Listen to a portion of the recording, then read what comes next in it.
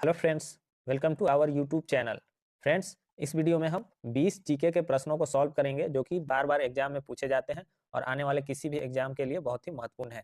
ये एक सीरीज है, ये सीरीज चलता रहेगा और हम 20-20 क्वेश्चन सॉल्व करते जाएंगे। तो चलिए देखते हैं कि पहला प्रश्न क्या है। तो पहला प्रश्न है, संघ शासित प्रदेश लक्षद्वीप की भाषा है। तो संघ शासित प्रदेश जो लक्षद्वीप है उसकी भाषा क्या है?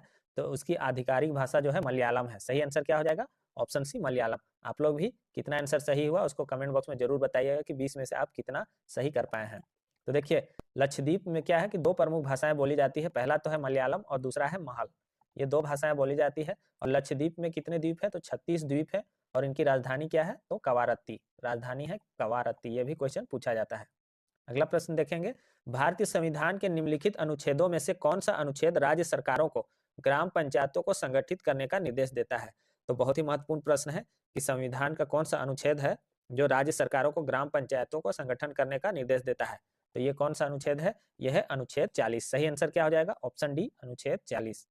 अगला प्रश्न देखेंगे, किस वर्ष भारत एक प्रभुत्व संपन्न प्रजातांत्रिक राज्य बना? तो जल्दी से बताइए, किस वर्ष भारत जो है एक प्रभुत्व संपन्न प्रजातांत्रिक राज्य बना था?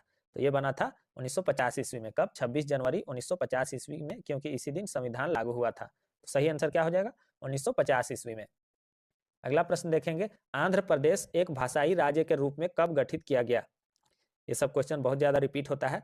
तो आंध्र प्रदेश को एक भाषाई राज्य के रूप में कब गठन किया गया था?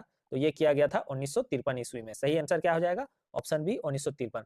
देखिए, मद्रास राज्य के तेलुगु भाषी के जो जिले थे उसको अलग करके 1953 ईस्वी में क्या किया था? आंध्र प्रदेश को एक राज्य के रूप में घोषित किया गया था। तो सही आंसर क्या हो जाएगा? 1953 ईस्वी में। और पहला राज्य पूछेगा तो यही आंसर होगा, आंध्र प्रदेश। अगला प्रश्न, मुगल प्रशासन व्यवस्था में मनसबदारी प्रणाली को किसने प्रारंभ किया? इंपॉर्टेंट क्वेश्चन है, मुगल प्रशासन व्यवस्था में मनसबदारी प्रणाली को किसने प्रारंभ किया था? तो ये किया था अकबर ने। सही आंसर क्या हो जाएगा?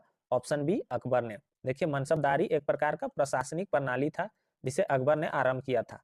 देखिए, मनसब मनसब का क्या अर्थ होता है? तो मनसब मूलतः अरबी का शब्द है जिसका अर्थ होता है पद या रैंक।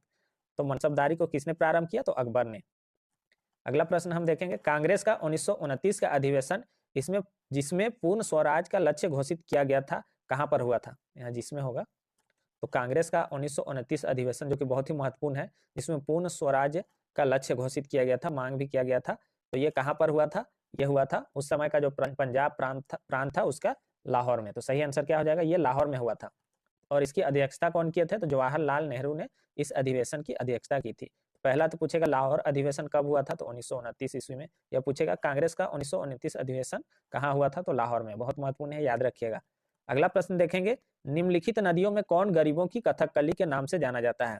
तो नीचे 4 नृत्य दिए गए हैं, आपको बताना है कि कौन सा नृत्य है जो गरीबों का कथकली के रूप में जाना जाता है। तो ये नृत्य कौन सा है? सही आंसर क्या हो जाएगा इसका? ओटन तुलन या ओटाम थुल्लन थुल्लल। ओटाम थुल्लल भी लिखा मिलता है कहीं कहीं पर, जो कि केरल का नृत्य है। कहाँ का है? केरल का नृत्य है। इसे पंडित जवाहरलाल नेहरू ने गरीबों का कथकली कहा था। तो याद रखिएगा, कौन सा गरीबों का कथकली है? तो ओटान थुल्लम। अगला प्रश्न है, सूर्य प्रकाश धरती तक पहुंचने में कितने मिनट लेता है?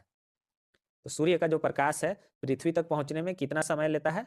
तो ये लेता है 8.3 मिनट। सही आंसर क्या हो जाएगा? Option A, 8.3 minute. देखिए, सूर्य का जो प्रकाश है पृथ्वी तक पहुंचने में लगभग 8 मिनट और 17 सेकेंड, लगभग 17 सेकेंड लेता है। और सूर्य से हमारी पृथ्वी की दूरी कितना है? तो याद रखिएगा, 14 करोड़ और 96 लाख किलोमीटर दूर है। सूर्य पृथ्वी से कितना दूर है? तो 14 करोड़ 96 लाख किलोमीटर दूर है। तो इस तरह से प्रश्न पूछा जाता है। अगला प्रश्न देखेंगे, इनमें से कौन सी नदी कच्छ के रण में समाहित होती है? यह क्वेश्चन इस तरह से भी पूछेगा कि कौन सी नदी है जो कच्छ के रण में जाकर लुप्त हो जाती है, विलुप्त हो जाती है। इस तरह से ये एकमात्र नदी है जो किसी दूसरी नदी में नहीं जाके मिलती है या समुद्र में जाकर नहीं मिलती है। ये नदी है लूनी नदी। सही आंसर क्या हो जाएगा इसका? ऑप्शन बी, लूनी नदी, जो कि राजस्थान के अजमेर जिले स्थित नाग पहाड़ियों से निकलती है। कहाँ से निकलती है?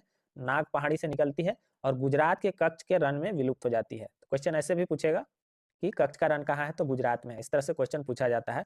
तो एक क्वेश्चन से आप बहुत सारा चीज सीखेंगे। तो चलिए आगे देखते हैं, क्वेश्चन क्या है। सामुदायिक विकास कार्यक्रम का सार था। तो सामुदायिक विकास कार्यक्रम से भी प्रश्न पूछे जाते हैं।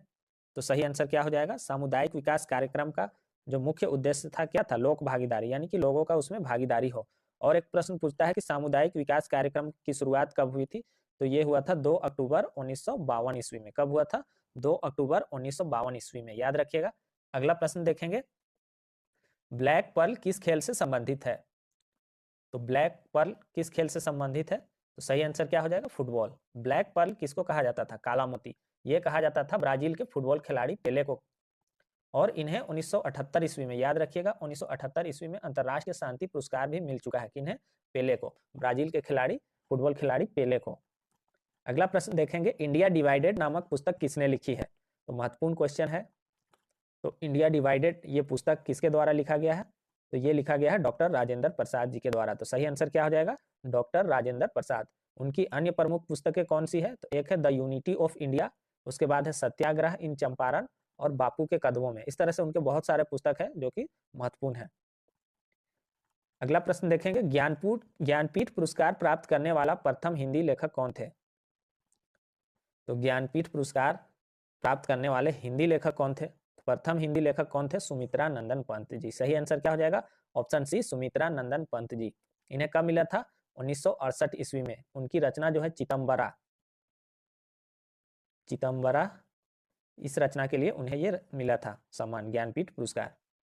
अगला प्रश्न देखेंगे, सशस्त्र सेना झंडा दिवस कब मनाया जाता है? तो दिवस से भी एक प्रश्न पूछा जाता है एग्जाम में। तो सही आंसर क्या हो जाएगा? सशस्त्र सेना झंडा दिवस मनाया जाता है ये 7 दिसंबर को। सही आंसर क्या होगा? ऑप्शन ए, 7 दिसंबर। अगला प्रश्न देखेंगे, निम्नलिखित में से किस राज्य को अत्यधिक कुपोषण के कारण भारत का इथोपिया कहा जाता है? तो कौन सा राज्य है भारत का? तो सही आंसर क्या हो जाएगा? अत्यधिक कुपोषण के कारण मध्य प्रदेश। तो मध्य प्रदेश का एक जिला है, पूरा मध्य प्रदेश को भारत का इथोपिया नहीं कहा जाता है। वहाँ एक जिला है श्योपुर जिला, जो कि भारत का इथोपिया कहलाता है, क्योंकि वहाँ बहुत ज़्यादा कुपोषण है। अगला प्रश्न देखेंगे, इथोपिया देश की राजधानी है। तो देश की राजधानी से भी एक प्रश्न पूछा जाता है, तो इथोपिया का ही बारे आज देख लेते हैं। तो इथोपिया देश की राजधानी क्या है? अदिस अबाबा। सही आंसर क्या हो जाएगा? अदिस अबाबा। और इथोपिया देश की मुद्रा क्या है? मुद्रा भी पूछा जाता है, तो इथोपियन बिर इस तरह से या इस तरह से भी लिखा हुआ मिलेगा, बिर, याद रखिएगा। अगला प्रश्न है, रूस की मुद्रा है। एक मुद्रा से भी क्वेश्चन कर रहे हैं, तो रूस की मुद्रा क्या है? रूस की मुद्रा है रूबल। आसान क्वेश्चन था, रूबल। और इसकी राजधानी क्या है रूस की? तो मास्को इसकी राजधानी है। अगला प्रश्न देखेंगे, हरित क्रांति की शुरुआत किस पंचवर्षीय योजना में की गई थी? तो हरित क्रांति की शुरुआत किस पंचवर्षीय योजना में की गई थी? बहुत ही इंपॉर्टेंट क्वेश्चन है, बार बार पूछा जाता है। तो तीसरी पंचवर्षीय योजना में की गई थी। ये कब किया गया था? तो 1965 ईस्वी में, जो कि तीसरी पंचवर्षीय योजना की अवधि में आता है। और भारत में हरित क्रांति के जनक किसे माना जाता है? ये क्वेश्चन भी पूछा जाता है। तो एमएस स्वामीनाथन को। और पूरे विश्व में हरित क्रांति के जनक किसको कहा जाता है? तो नॉर्मन बोरलॉग को, याद रखिएगा, नॉर्मन बोरलॉग। ये सारे क्वेश्चन पूछे जाते हैं। अगला प्रश्न, नेपाल की संसद का क्या नाम है? तो नेपाल की संसद का नाम क्या है? इस तरह के क्वेश्चन पूछे जाते हैं। तो राष्ट्रीय पंचायत, नेपाल की संसद को क्या कहा जाता है? राष्ट्रीय पंचायत कहा जाता है। और नेपाल की राजधानी क्या है? तो काठमांडू है। और नेपाल एक ऐसा देश है जो कभी किसी देश का गुलाम नहीं रहा है, यानी किसी के अधीन नहीं रहा है। और विश्व का जो सर्वोच्च पर्वत शिखर है माउंट एवरेस्ट, वो भी कहाँ है? तो इसी नेपाल में ही है, जहाँ इसे क्या कहा जाता है? सागर माथा कहा जाता है, सागर माथा कहा जाता है। ये क्वेश्चन भी बार बार पूछा जाता है।